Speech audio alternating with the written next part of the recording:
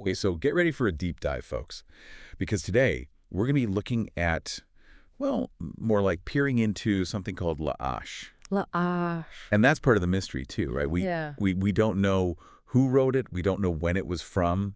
All we have are these little pieces, these fragments. Like trying to put together a puzzle, you know, but without that picture on the block. Right, exactly. Right. No idea what the full picture is supposed to look like. But even from these fragments, you get this feeling of a really powerful story, almost like these glimpses into someone's soul. Yeah, and that's what makes it so fascinating, right? Like we have to reconstruct the whole thing, the narrative, the emotions, all from just these sparse lines. Okay, so let's jump into one that really struck me, and it's just this simple sentence: he had no one. Wow.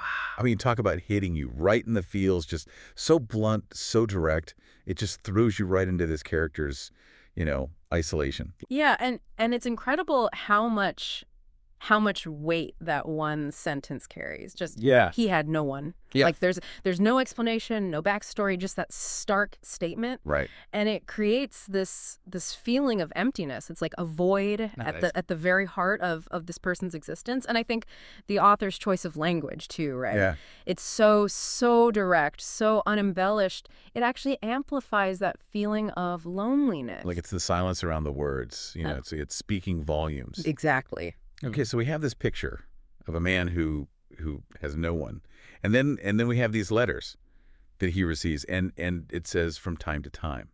So not exactly a steady stream of comfort, right? No, not at all. What do you think about those letters? Are they a lifeline for this guy, or are they just like another reminder of how alone he is?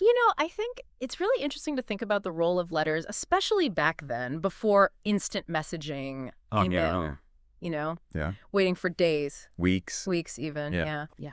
For a single letter to arrive, each one would have carried so much weight, so much anticipation. And for someone as isolated as this character, those letters could be everything, his only connection to the outside world. Yeah, it really makes you wonder who is writing those letters. I mean, is it a Mhm. lover? Is it family? Is it maybe even like a complete stranger? And what are they saying in those letters? Are they, offering some kind of comfort, Yeah. sharing news, or are they just echoing that emptiness that he feels? Right. And that mystery is, I think, part of what draws us in. Each letter becomes this potential turning point in the story. It's a flicker of hope in the darkness. They could be the only thing keeping this character afloat. But even with those letters, there's this overwhelming sense of despair. And you can see it even more clearly in this next line that we wanted to look at. It says, irony, fagrony, Cibolamon, irony. So the world is beautiful, surrounded by irony. It's like the author's dropping this truth bomb. Yeah. But it's anything but, beautiful for our main character here. Right. It's that parenthetical irony. Yeah. It really highlights the disconnect between what that statement's saying and what this guy's actually experiencing, his reality. It's almost sarcastic, Yeah. A bitter observation about how the world might be beautiful for some people, but definitely not for him. Do you think it's just like personal bitterness, or could it be pointing to something bigger, like a commentary on society as a whole? That's a really good question. It makes me wonder if maybe the author is using this character's isolation to say something about the human condition, about all of us. Yeah.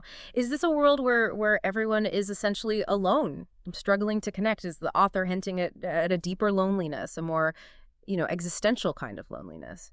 So we've got this stark picture of isolation, this mystery surrounding these infrequent letters, and then this sharp jab of irony about the beautiful world. It really makes you think, about how we experience loneliness and how that loneliness can color our entire perception, our view of the world. Absolutely.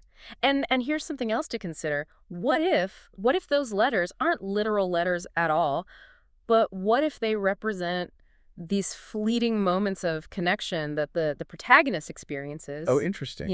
Maybe a brief encounter with someone, a shared glance, anything that just momentarily breaks through his isolation. How would that change our understanding of La'ach if those letters weren't really, physical letters? Definitely something to ponder. Yeah. La'ash. We may never have the full picture. Yeah. But the pieces we do have, they offer a powerful reflection on loneliness, on the search for connection, and on the ironic beauty of a world they can often feel anything but beautiful. It makes you think. It does. Until next time, Yeah. happy reading.